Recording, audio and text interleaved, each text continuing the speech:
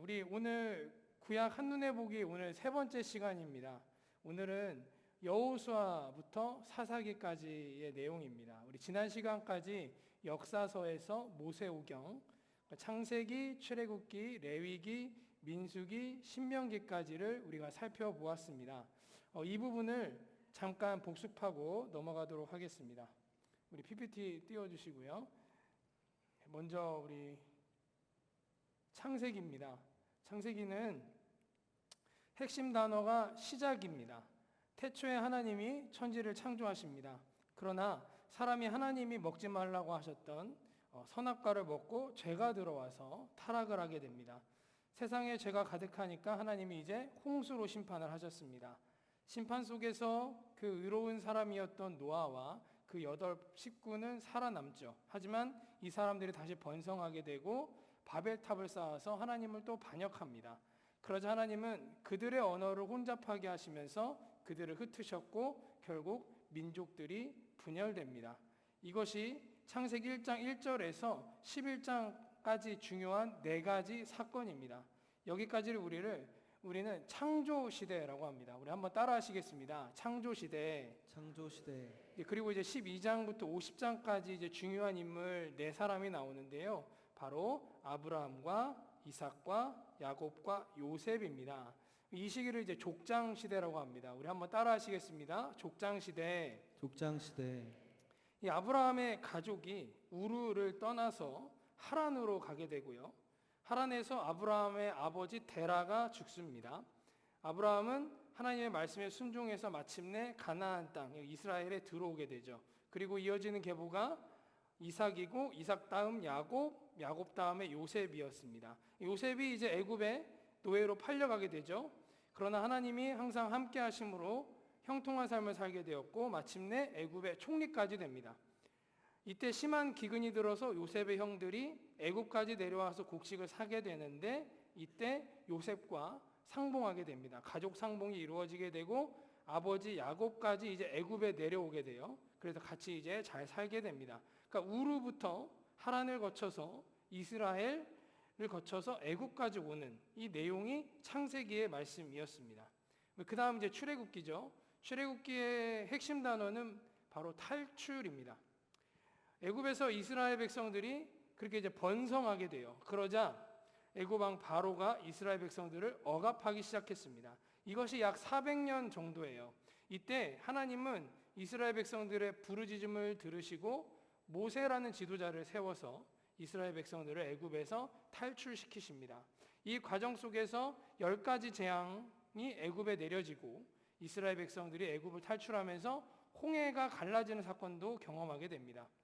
이제 그래서 도착한 곳이 어디냐면 바로 홍해를 건너서 쭉 내려와서 시내산까지 도착을 하게 됩니다. 이 시내산에 도착하기까지 약 3개월이 걸려요. 이 시내산에서 10계명 등 율법을 받게 되고요. 그리고 이 시내산에서는 하나님의 그 임재하시는 그 성막을 하나님께서 만들라고 명령하셨습니다.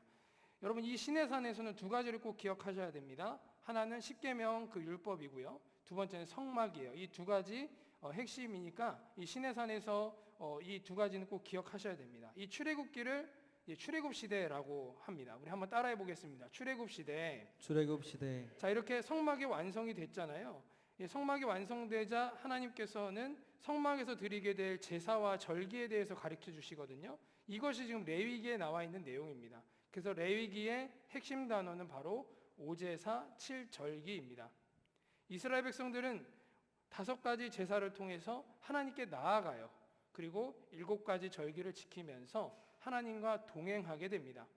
그러니까 시내산에서 율법을 받고 성막을 만들고 그 성막에서 하나님께 나아간 거예요. 지금 시내산이 지금 레위기의 그 지리적인 지금 위치가 되는 겁니다. 그 다음에는 이제 민수기입니다. 민수기의 핵심 단어가 뭐냐면 바로 방황입니다. 이스라엘 백성들이 시내산에서 이제 시내산이잖아요. 지금 시내산에서 인구 조사를 하고요. 이제 약속의 땅 가나안으로 출발을 했어요. 가는 도중에 광야 생활이기 때문에 너무나 힘들지 않겠습니까? 그래서 불평과 불만을 하면서 방황을 하게 됩니다. 시내산에서 출발해 가지고요. 쭉 올라가서 가데스 바네아라는 곳에 도착을 해서 가나안 땅을 정탐해요. 이때 12명의 정탐꾼이 정탐을 하러 갔는데 여호수아와 갈렙만이 긍정적인 보고를 하고 나머지 10명은 우리는 거기 들어갈 수 없다라고 보고를 하죠. 그로 인해서 하나님께서는 정탐한 날수가 40일이었는데 그 40일을 하루에 1년씩으로 계산해서 40년 동안 이스라엘 백성들이 이제 광야에서 방황하게 됩니다. 그리고 이제 출애굽했던 첫 번째 세대 1세대는 가나안 땅에 들어갈 수가 없게 되죠. 그래서 지금 모압 평지, 저 모압까지 오게 돼요. 이 모압 평지에서 두 번째 인구 조사를 하게 됩니다. 이 모압 평지에서 이제 모세를 통해서 다시 한번 하나님이 주신 율법을 듣게 되는데요. 이것이 신명기의 말씀입니다. 이 신명기의 그래서 핵심 단어는 두 번째 율법입니다. 이렇게 신명기가 이렇게 되어 있고요. 이 말씀을 하고 모세는 그 신명기에서 하나님의 말씀을 다시 전하고 모세는 죽게 돼요. 여기까지가 이제 40년 동안 광야 생활을 했던 광야 시대라고 합니다. 우리 한번 따라해 보시겠습니다. 광야 시대. 광야 시대. 자, 여기까지 이해되시죠? 네, 여기까지가 우리가 지난 시간에 했던 내용입니다. 이제 오늘은 여호수아부터 시작을 하겠습니다.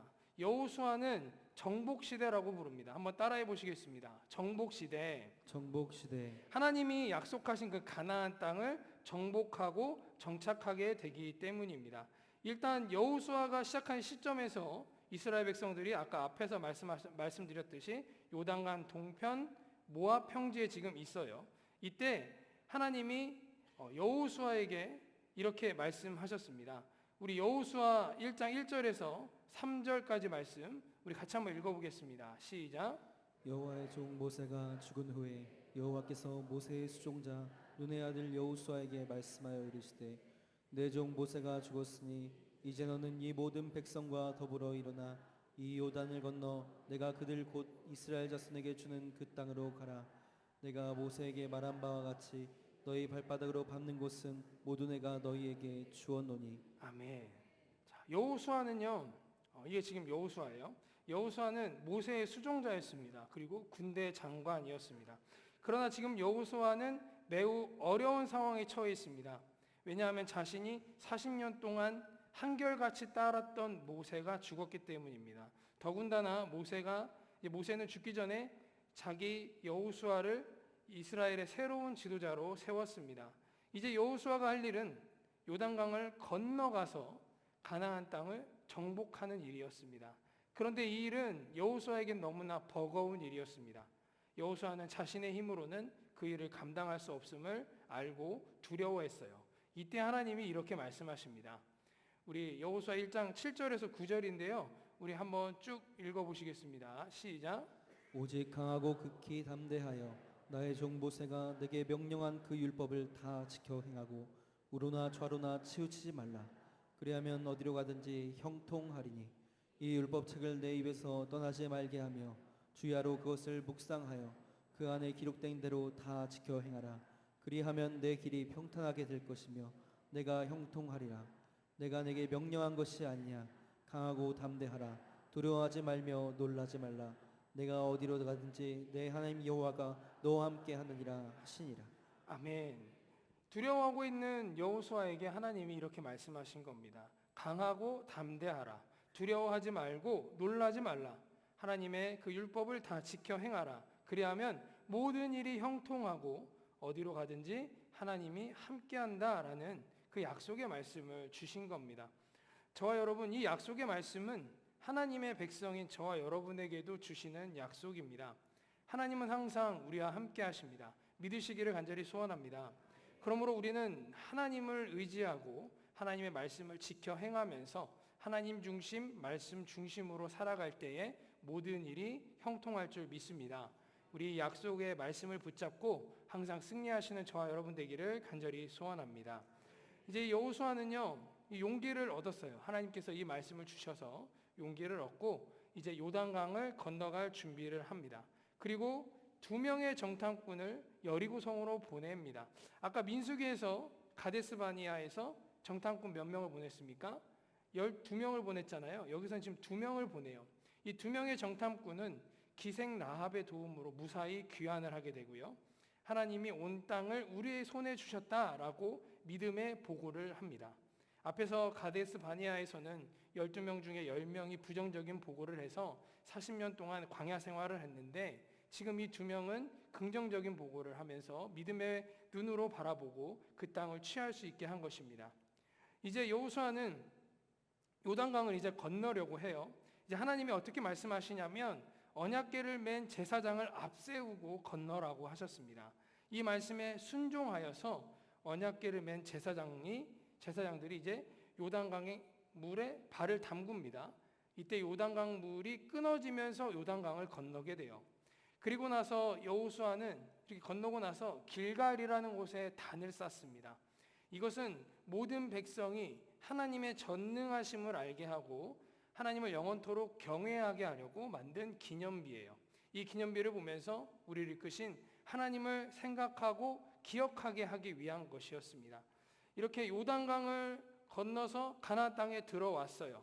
이제 가나안 땅을 정복을 해야 됩니다. 그 첫 번째 전투가 바로 여리고 전투입니다. 지금 보시는 화면이 바로 여리고성입니다.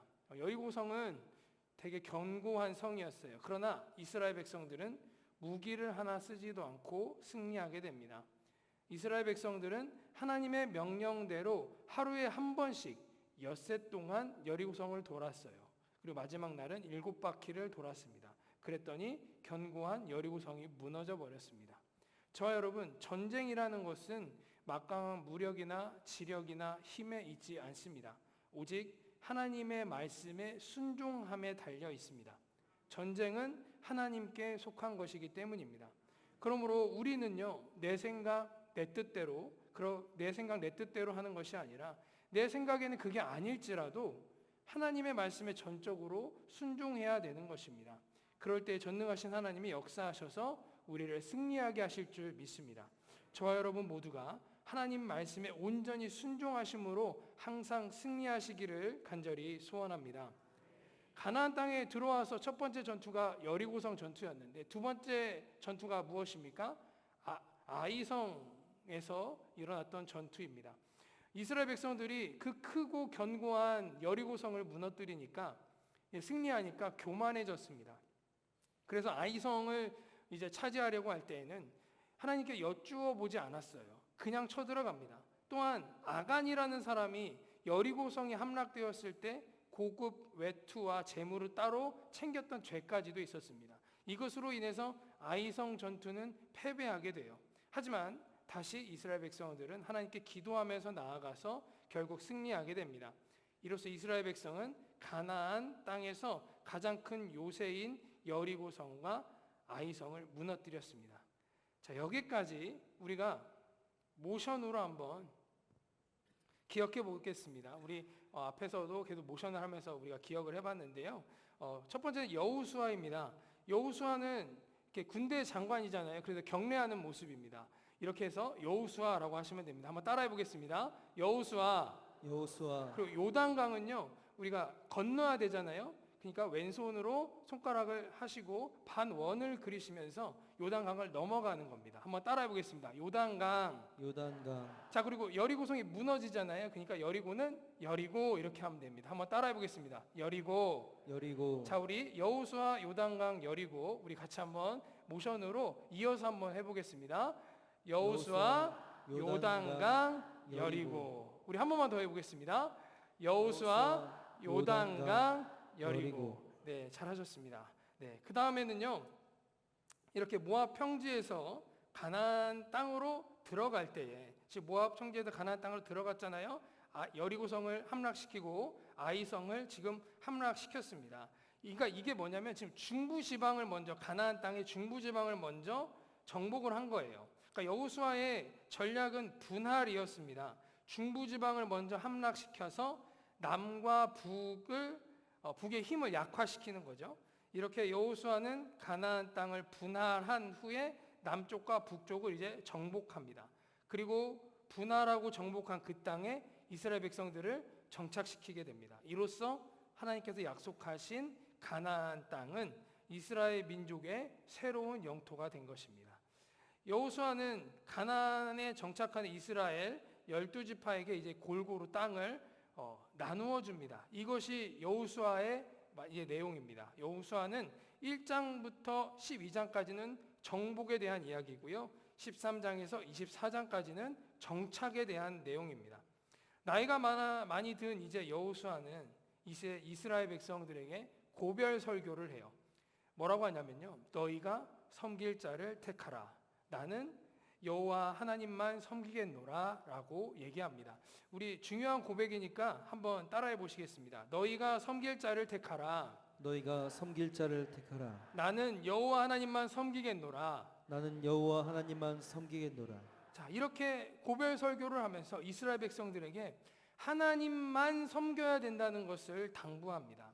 지금 이스라엘 백성들이 가나안 땅을 점령하고 살아야 되는데 이 가나안 땅은요, 우상들이 너무나 많은 곳이었습니다. 여호수아는 이 가나안에서 하나님의 백성이 이스라엘 백성들이 우상이 아니라 하나님만을 섬겨야 된다는 것을 다시 한번 강조한 것입니다. 그리고 이스라엘 백성들은 그 결단을 들으면서 같이 결단합니다.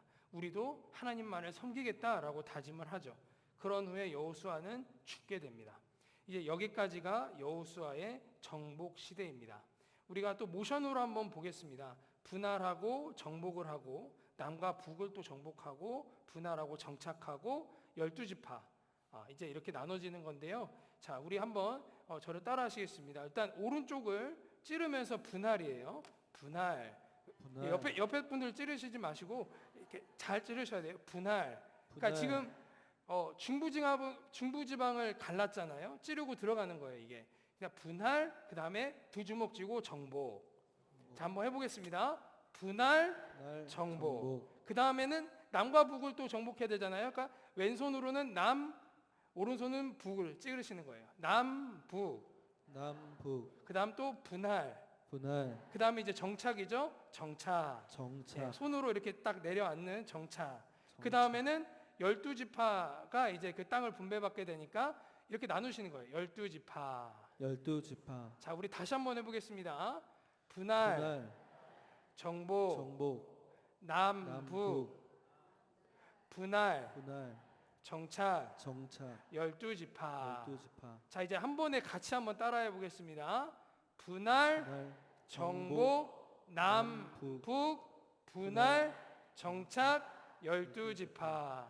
자, 우리 다시 한 번만 해보겠습니다. 자, 시작. 분할, 정복, 남북, 분할, 정착, 12지파. 네, 잘하셨습니다. 이렇게 해서 여호수아까지 끝났습니다. 이제는 사사기로 들어갑니다.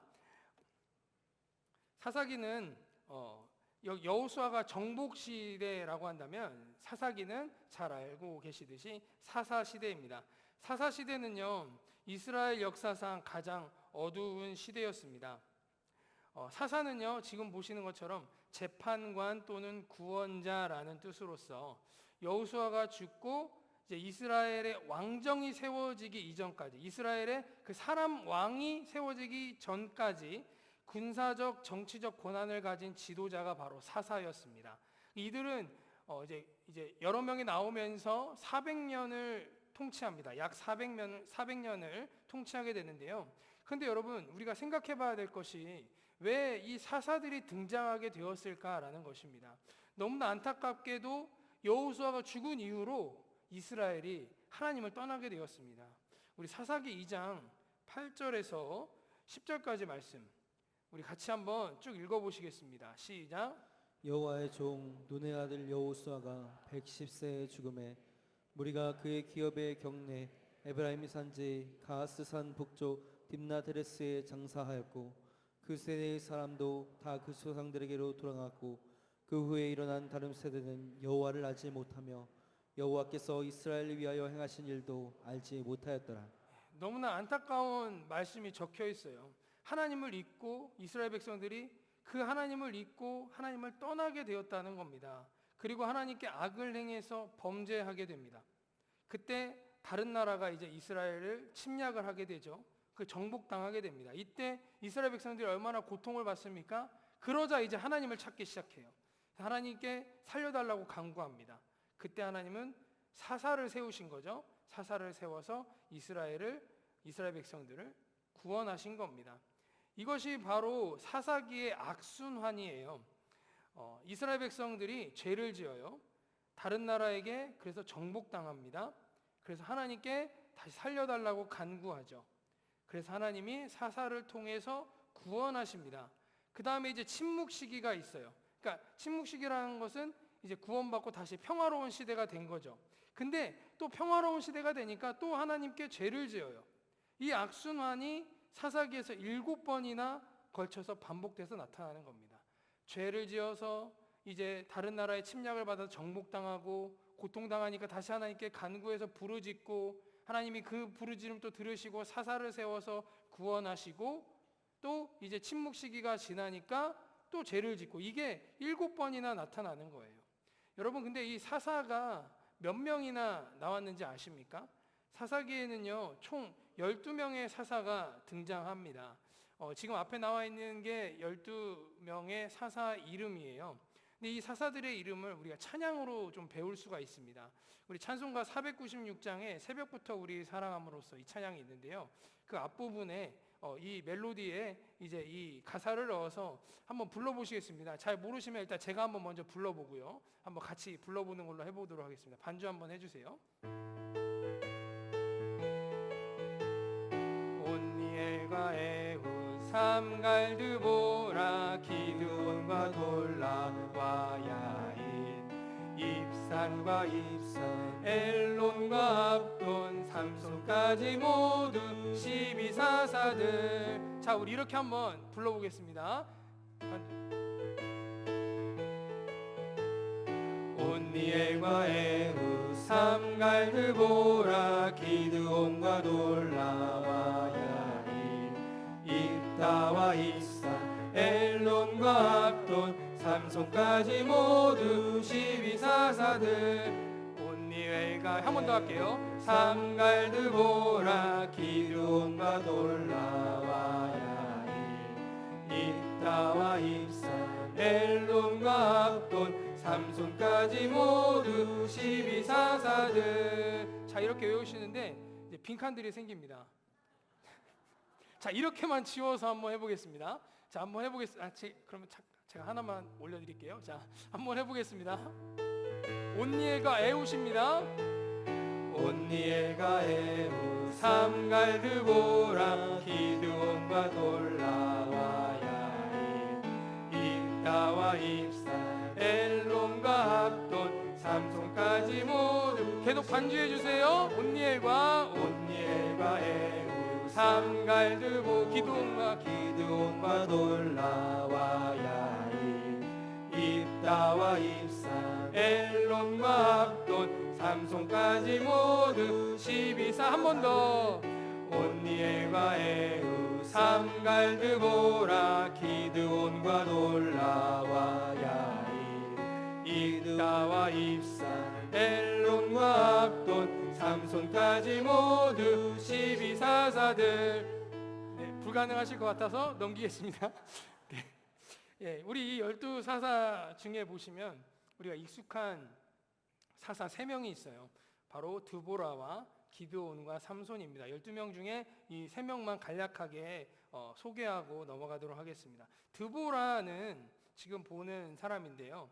꿀벌이라는 뜻의 이름을 가졌습니다. 이 유일한 여자 사사라고 보시면 됩니다. 이때 가나안 사람들이 쳐들어와요.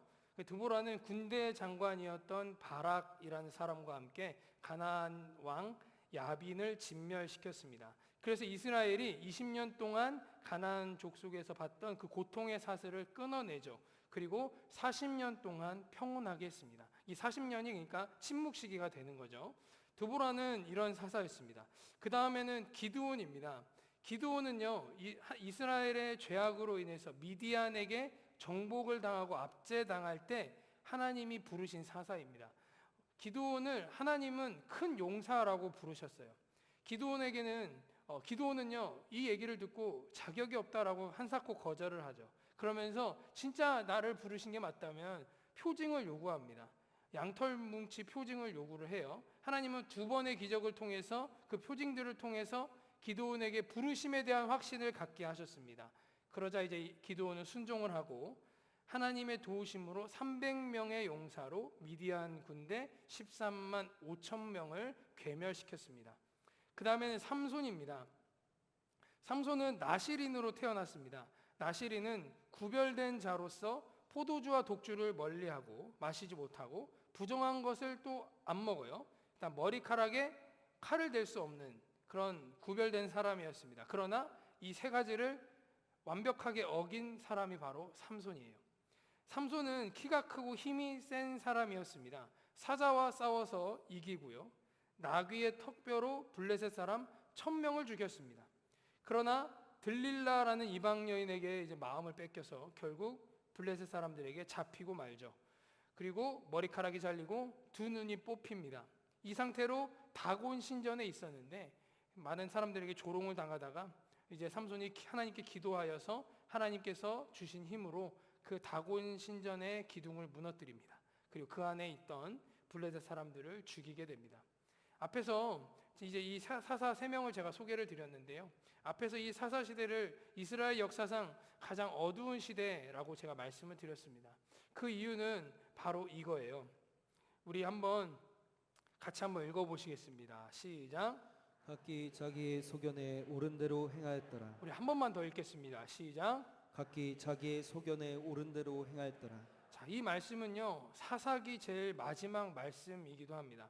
하나님을 떠나서 자기 마음대로 행했던 시대, 그것이 바로 사사 시대입니다. 그들에게 왕이 있었습니다. 왕은 바로 하나님이었습니다.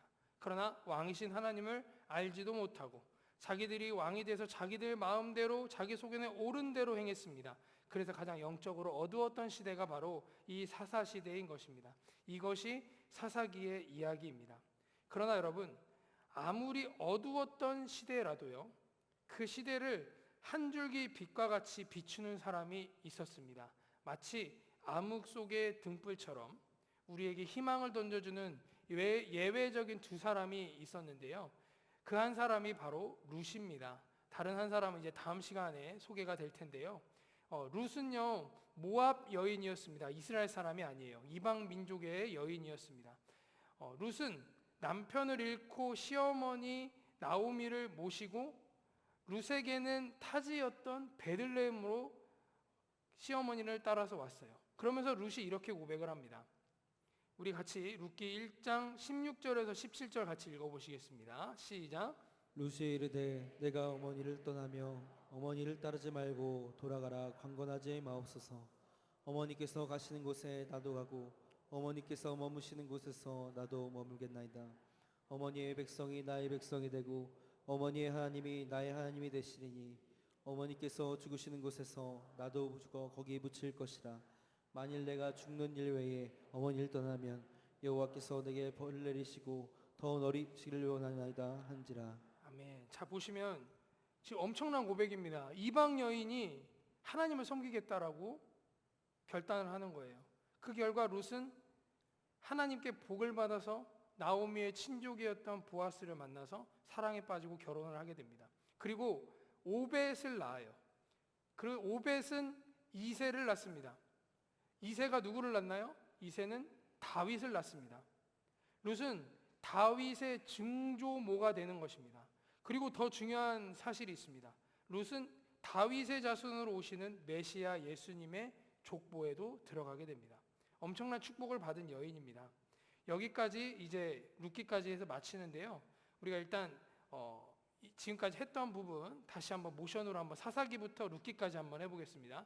사사는 재판관이라고 했습니다. 그래서 오른손 주먹을 쥐시고 왼손은 받치시면서 이게 재판하는 거예요. 사사 한번 따라해 보겠습니다. 사사.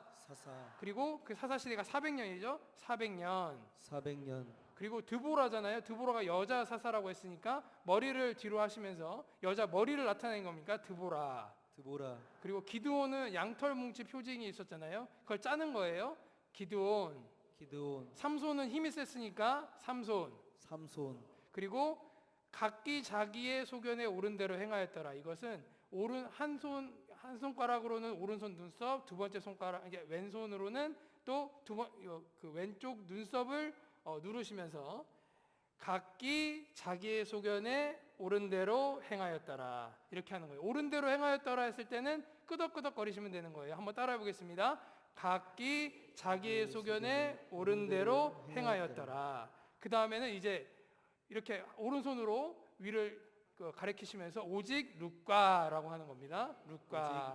예, 룻이랑 또 이제 한 사람이 나와요. 그건 다음 모션인데 이제 다음 시간부터 하도록 하겠습니다. 다시 한번 우리 사사부터 모션을 한번 해보겠습니다. 저 따라서 제가 한번 하고 우리 성도님들 한번 하고 일단 이렇게 해보겠습니다. 사사 400년 400년 드보라 기드온 삼손 각기 자기 소견에 옳은 대로 행하였더라. 각기 자기의 소견에 옳은 대로 행하였더라. 오직 룻과. 자, 이번에는 같이 한번 해보겠습니다. 시작. 사사 400년 드보라 기드온 삼손 각기 자기의 소견에 옳은 대로 행하였더라. 오직 룻과. 우리 다시 한번 해보겠습니다. 사사 400년 드보라 기드온 삼손 각기 자기의 소견에 옳은 대로 행하였더라. 오직 룻과. 자, 이렇게 해서 모션으로 복수까지 마쳤습니다. 자, 마지막으로 한번 정리하겠습니다. 여호수아는요, 그리고 오늘 여호수아부터 룻기까지 했는데요. 자, 여호수아의 핵심 단어는 정복, 정착입니다. 지금 여호수아 그림 보시면 발로 밟고 있잖아요. 아까 여호수아 1장에 보시면 밟는 모든 것을 주겠다라고 약속하신 그 하나님의 말씀을 기억하면서 여호수아는 이제 정복과 정착을 그 가나안 땅을 정복하고 정착을 했습니다. 총 24장으로 기록된 여호수아는 1장부터 12장까지 이제 여호수아가 중부 지방을 정복하고요. 남쪽 북쪽을 정복하는 여정이었습니다. 13장에서 24장까지는 12지파가 가나안에 정착하는 이야기로 구성이 되어 있습니다. 그다음 사사기는요. 지금 사사기의 핵심 단어는 악순환입니다. 지금 다람쥐 쳇바퀴 돌듯이 무언가 계속 지금 반복되고 있는 거예요. 저 사람이 지금 계속 뛰고 있는데 계속 반복되고 있는 거죠. 죄짓고 정복당하고 구원받고 침묵하는 악순환이 몇 번이요? 7번이나 계속되고 있습니다. 그 다음 룻기예요. 룻기의 핵심 단어는 러브스토리입니다. 이방 여인인 룻이 나오미가 섬기는 그 하나님을 나도 섬기겠다. 그 하나님을 그 어두운 그 영적 시대에 하나님을 섬기게 된 그 이방 여인이 하나님을 섬기게 되면서 보아스를 만나고 사랑하게 되는 그 이야기. 이렇게 해서 룻기까지 끝났습니다. 오늘 이렇게 여호수아부터 룻기까지 이렇게 한번 쭉 살펴봤습니다. 우리 한번 박수로 서로 격려하겠습니다. 이제 마지막으로 여호수아부터 룻기까지 말씀을 처음부터 쭉 한번 생각하면서 결단하면서 찬양하시고 마치면 좋겠습니다. 우리의 왕은 오직 하나님 한 분이십니다. 우리는 하나님 한 분만을 섬겨야 될 줄 믿습니다. 내 생각, 내 뜻대로 사는 것이 아니라 하나님 말씀에 온전히 순종하며 살아야 될 줄 믿습니다. 여러분, 지금 이 시대가 사사 시대만큼이나 영적으로 너무나 어두운 시대입니다.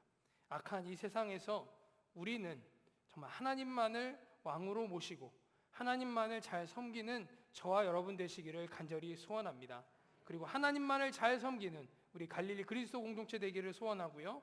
또한 우리 대한민국이 되기를 간절히 소원합니다. 우리 이 마음으로 왕이신 나의 하나님 우리 같이 찬양하고 기도하고 마치겠습니다.